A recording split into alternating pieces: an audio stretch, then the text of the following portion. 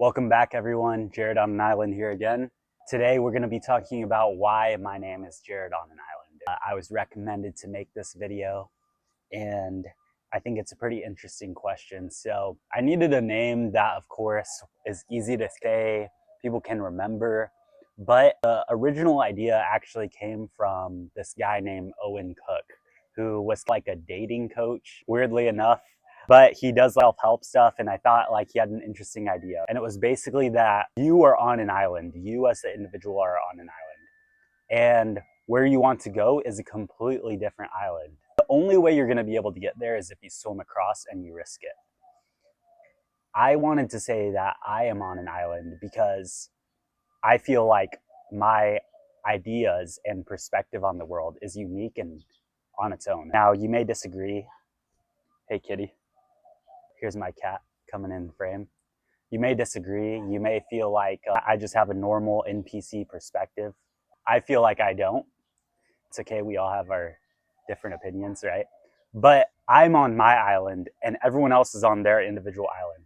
I want people to come to my island. That's why I share these videos. I feel like my perspective is more correct than others, the same way you probably feel about yours. And hopefully we agree on a lot of ideas. I also feel like because my ideas are so alienated from the rest of society that I need to make sure that people are aware of that. So back to the original thought of this. So this guy, Owen Cook, he had the idea that you were on your own island and you had to swim to a different island. Now, you have to decide whether or not you're gonna leave. When you see or when you realize that you're on your own island, it becomes imperative for your own safety not to leave the island because it's a huge risk to move to a different island, right? And you have to determine whether or not that risk is worth it. Now, you see grass being greener on the other side and you are going to want to go. But will you have the courage to do it is the question. There's also a movie, and I forget the name. Maybe I'll put a text of the title right in the middle of the screen right now.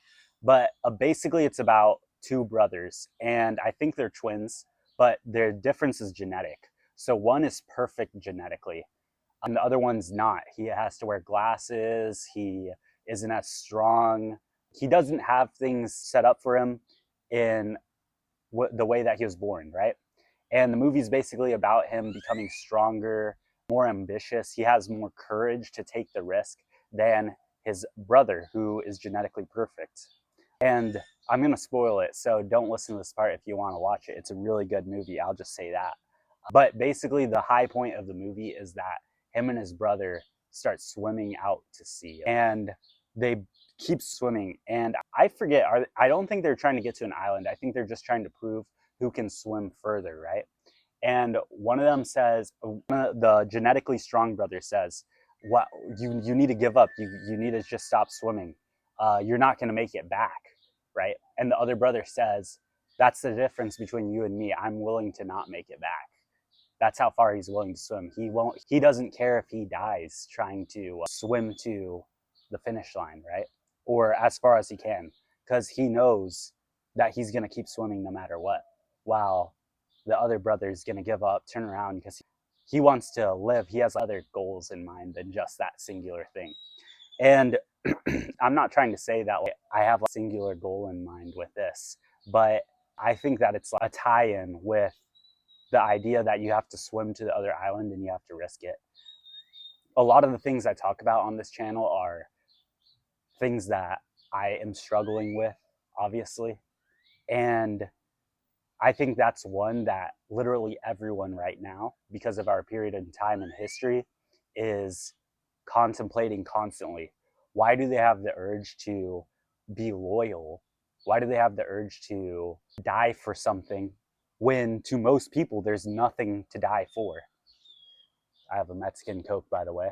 They have this strong urge to do something great, but there's nothing great to do because it's all outside of the bounds of what they're allowed to do. That's the reality of the situation.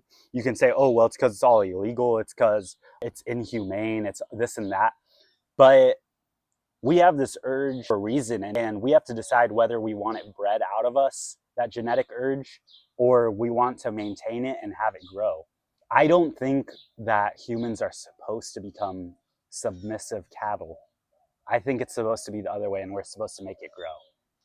So that's why I think that we should swim to the next island. We should have our island of perfection, right? Utopia obviously isn't achievable, but it's something that we are supposed to work towards.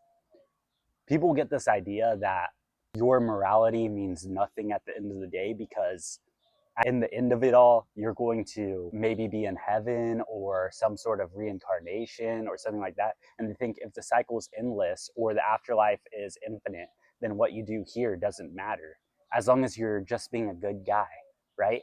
And we all know today's definition of a good guy is not the definition from 100 years ago, is not 1,000 years ago, but we try to make it into those terms.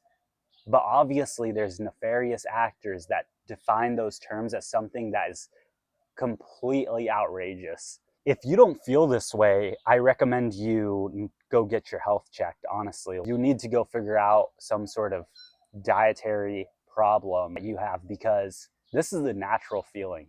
If you disagree with me, maybe it is a genetic difference because my gut is telling me this. My understanding of the environment is telling me this. And the healthier I get, the more I feel this. So I personally have this faith because of that.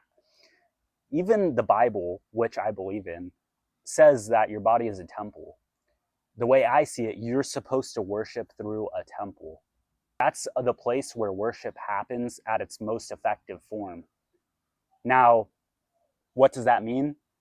That means that if your temple is run down, not taken care of, the reverse of cleanliness, which is godliness, then you're not going to be in connection with that Holy Spirit, with that religious power, which is God. And you're going to be struggling to figure out, it's going to feel gray, it's going to feel clouded. I don't think anyone can disagree with me on this, honestly.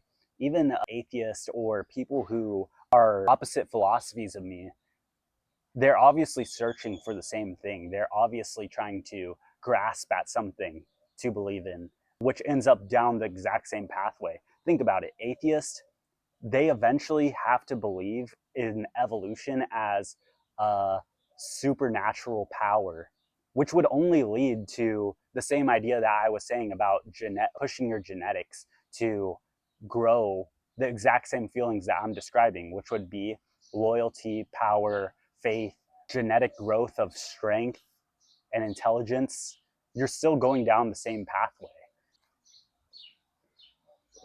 Transhumanists believe that we're supposed to go to a next step and have that take control of our natural path. Even that idea is trying to say that we're supposed to get to a certain point and then shift to the next thing. I don't agree that we're going to be shifting to the next thing by itself in a singularity or combining, shifting to only that. I think it's going to be a combination of technology and humanity and nature, as it's always been since we created the stone axe, right? But it still is following the same philosophy. So there's no way what I'm saying is wrong. Honestly, it just has to happen this way, and that's how nature works. I'm trying to think of a different scenario where someone can prove this wrong, but I honestly can't. Unless you're a nihilist who says nothing matters no matter what, and literally everything is just chaos, which you have to be kind of I would get an IQ test if you really believe that. And said your temple's probably screwed up, but it comes down to this exact philosophy. Also, I like, and this is just the general aesthetic of it, I like the island aesthetic, tropical vibes. Maybe it's from my genetics myself. I'm Italian, also Atlantean. That's how it works. So I was Atlantean, ancient Greece. Then my people moved to Rome, Italy. And then from there, we went to America eventually. Same with Rome to Spain. And then the Spanish went to north of the Rio Grande. My ancestors experienced all Six Flags of Texas, amusement park, and then they combined Italian and Spanish. So my people have been connected to the tropical environment for a long time.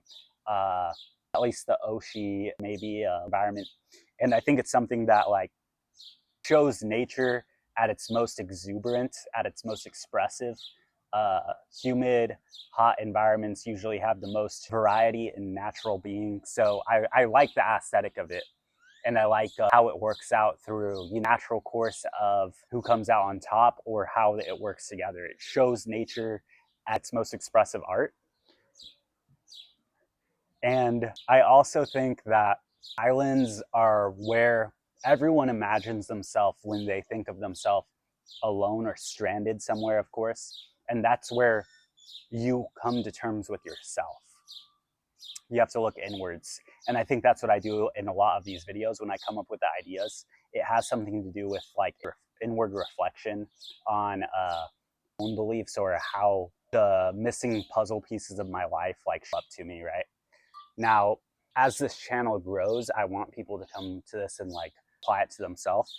But don't expect things to be always terms with the simplest aspects of nature. I think that eventually I'm going to run out of general ideas like this, and we're going to have to plan involvement in our ideas. And I'm excited for it. I think that eventually we'll have a powerful community that is able to do massive change in society and earth, right? And we'll leave our historical and cultural impact for sure. And that will butterfly effect into something beautiful. I can feel it in my gut. So I'm glad that you're here on this experience, and thank you for supporting me. And make sure to stay involved, because as long as we believe and affirm that something great will come from this, it will. I promise you, especially if you understand the ideas that I'm trying to communicate here and you're able to stick around even when I'm trying to come up with it myself. It's going to be fun. All right, like, comment, subscribe, you already know. Put a new idea that no one's ever thought of down in the comments right now. I know you have something on your mind. Close your eyes, pause this for 5 seconds, come up with that idea that's been on your mind in the comments, and we're going to elaborate on it together. All right, peace, guys.